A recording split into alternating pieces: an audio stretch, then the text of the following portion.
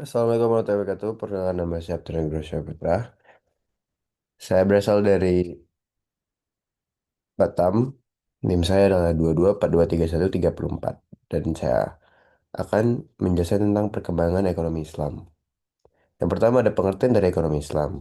Ekonomi Islam merupakan sistem ekonomi yang didasarkan pada ajaran Islam yang bersumber dari Al-Quran, hadis, jama' ulama, dan qiyas. Sistem ini tidak hanya bertujuan menghasilkan keuntungan, tetapi juga menjaga keadilan pemerataan dan kesejahteraan sosial. Ekonomi Islam menolak praktik riba, bunga, garar, ketidakjelasan yang merugikan dan maisir, spekulasi atau judi. Next slide-nya ada tujuan dan prinsip ekonomi Islam. Tujuan ekonomi Islam adalah mewujudkan kemaslahatan umum, maslahah, serta menegakkan keadilan sosial dan ekonomi. Prinsip utama keadilan al-adlu, yang kedua keseimbangan tawazun, yang ketiga ada persaudaraan ukhuwah dan tanggung jawab sosial, yaitu mendorong distribusi kekayaan yang adil dan berkelanjutan melalui instrumen sosial seperti zakat, infak, sedekah, dan wakaf.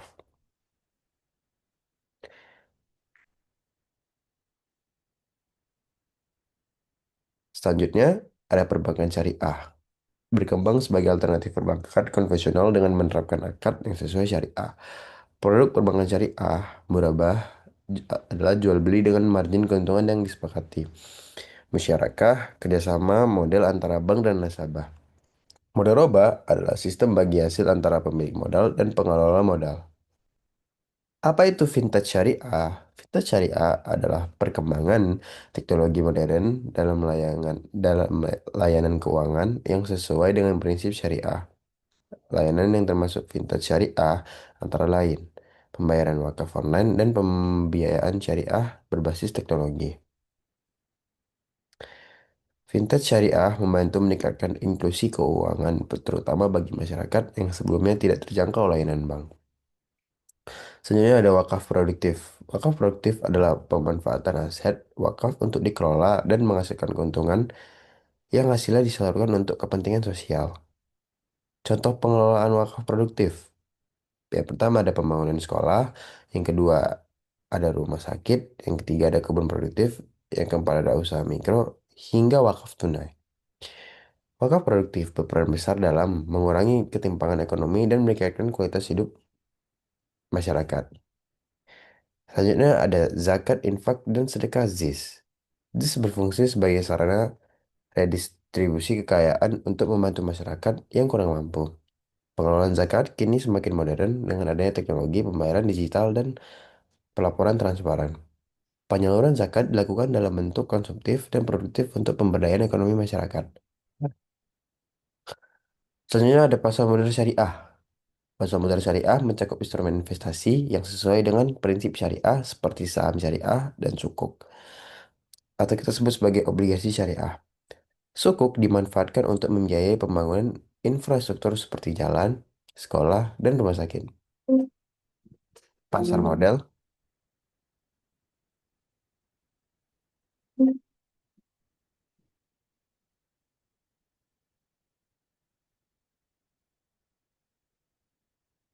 Pasar modal syariah. Pasar modal syariah mencakup instrumen investasi yang sesuai dengan prinsip syariah seperti saham syariah dan sukuk. Obligasi syariah. Sukuk dimanfaatkan untuk membiayai pembangunan infrastruktur seperti jalan, sekolah, dan rumah sakit. Pasar modal syariah berkembang pesat karena dianggap stabil dan etis. Selanjutnya ada Green Finance Syariah. Green Finance Syariah adalah pembiayaan berbasis prinsip syariah yang mendukung pembangunan berkelanjutan dan ramah lingkungan.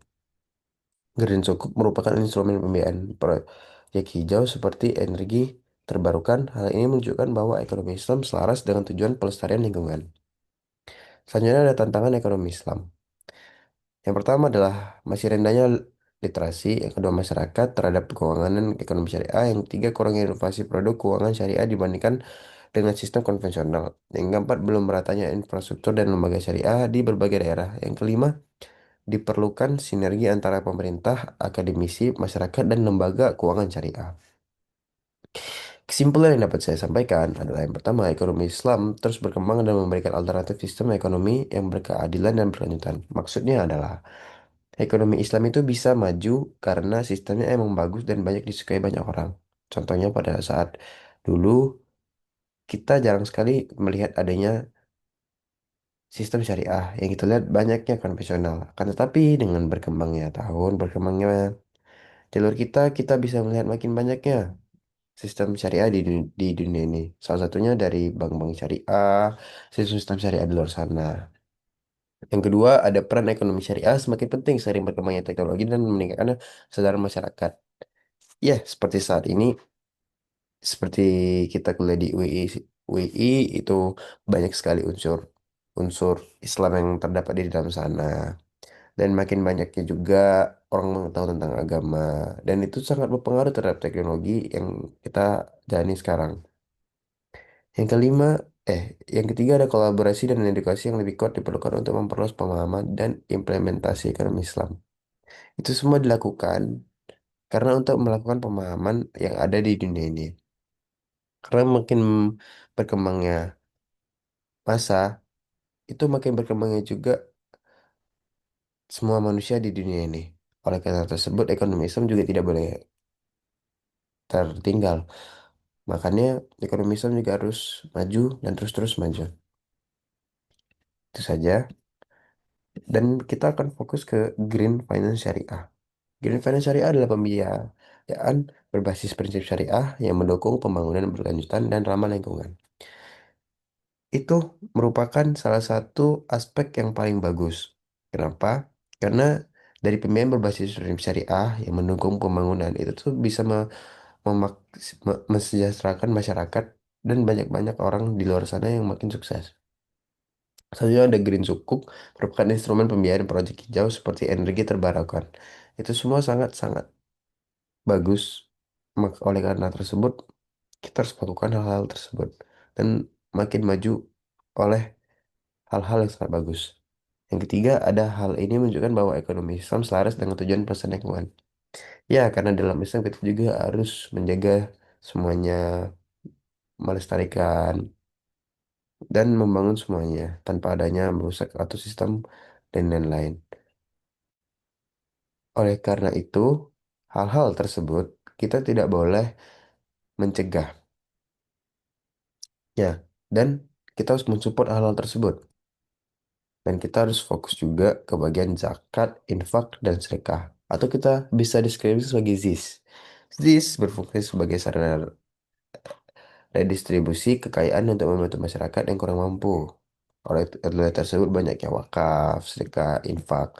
Itu untuk orang-orang dalam Islam yang ingin bersedekah atau membagi hasil kekayaan mereka terhadap orang-orang yang kurang mampu. Selanjutnya ada pengelolaan zakat.